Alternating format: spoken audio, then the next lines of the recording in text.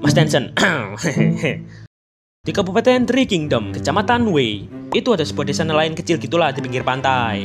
Nah, di desa itu hiduplah Gusion. Lam. Hiduplah Lam. Nah, sejak kecil dia ini hidup sebatang kara.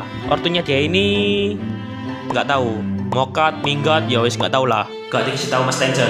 Ya wis intinya dia ini tuh hidup sendiri gitulah. Oh. Nah, biasanya di sana dia ini main bareng sama anak-anak yatim piatu yang lainnya. Ya, hidup biasa lah. Tamat. Kalah blok. Sampai suatu ketika, tiba-tiba itu terjadi perang gede di Kabupaten Three Kingdom ini. War. Nah, desa nelayan ini kena imbasnya. Di suatu ketika, desa nelayan ini kena serang sama prajurit dari wilayah lain. Ya, warganya ini ya nggak bisa apa-apa. Soalnya mereka ini kan cuma nelayan. Ibu. Nah, ngelihat desanya ini dihancurin, itu ngebikin Silam ini ngamuk. Dan tanpa sengaja, dia ini ngebangkitin shark power yang ada di dalam dirinya. Sebuah kekuatan hiu misterius gitulah, yang udah ketanam dalam dirinya sejak lama. Anjay. Ya nggak tahu asalnya dari mana. Pokoknya di ceritanya tiba-tiba muncul gitulah. Rasakan ini! Kekuatan Sucipto. Dan dengan kekuatannya itu, dia ini pun berhasil buat ngalahin semua prajurit yang ada dan melindungi desanya ini dari serangan. Anjay. Nah, cuman meski warganya ini udah diselamatin sama Silam ya, mereka ini nggak muji atau berterima kasih gitu ke Silam. Mereka ini malah takut sama kekuatannya Silam. Dan mereka ini juga nganggap Silam ini sebagai monster.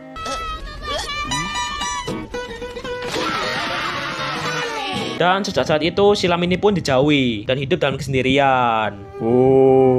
Tapi ya masih begitu, tiap pas desanya dia ini kena serang lagi, dia ini bakal tetap berusaha buat melindungi desanya pakai kekuatannya.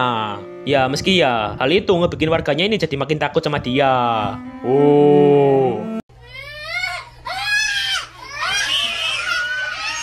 Sampai suatu ketika si Cao Cao, Pak Camatnya Kecamatan Wei ini lah, ini wilayah gak pernah gue lindungin kok masih mana-mana aja ya.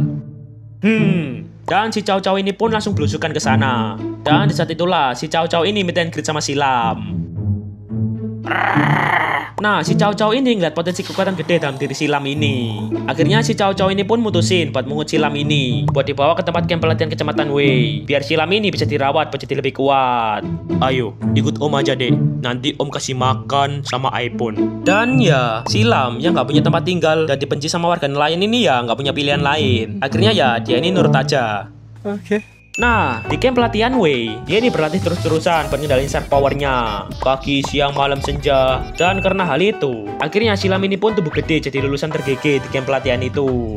Top lokal. Anjay. Nah, tapi ya, meski begitu, dia ini nggak punya teman sama sekali di sana. Sejak dia ini dijauhi sama warga di desa nelayan, itu ngebikin Silam ini tumbuh jadi orang yang pendiam, dingin, temas lepel, dan jarang bersosialisasi. Dia ini selalu ngabisin waktunya sendirian, nge-nolep, ngereng solo. Weh bang, mabar, skip.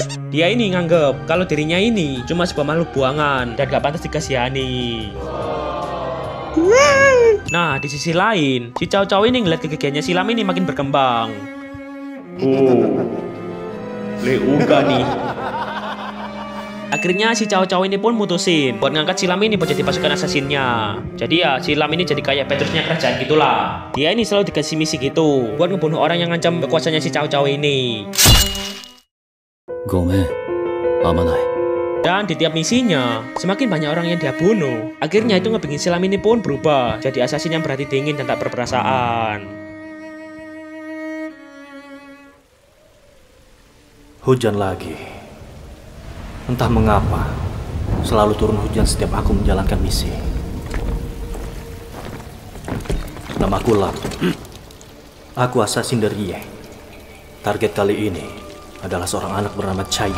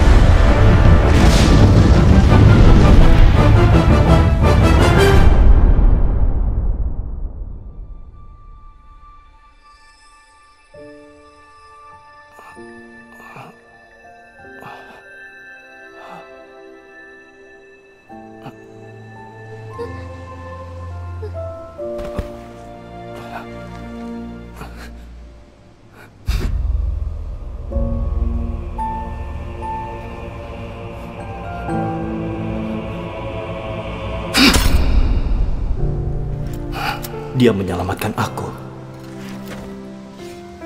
Dia pasti tidak tahu siapa aku.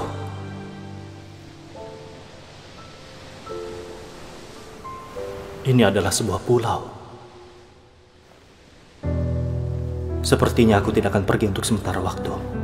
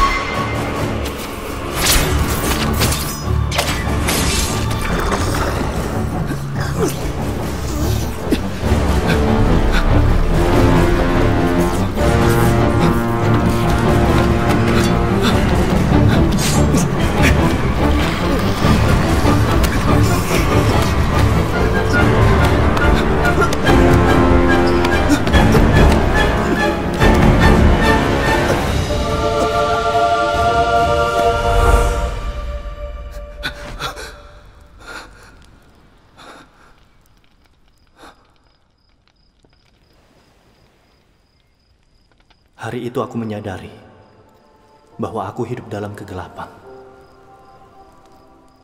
Secercah cahaya sepertinya bisa mengubah segalanya. Take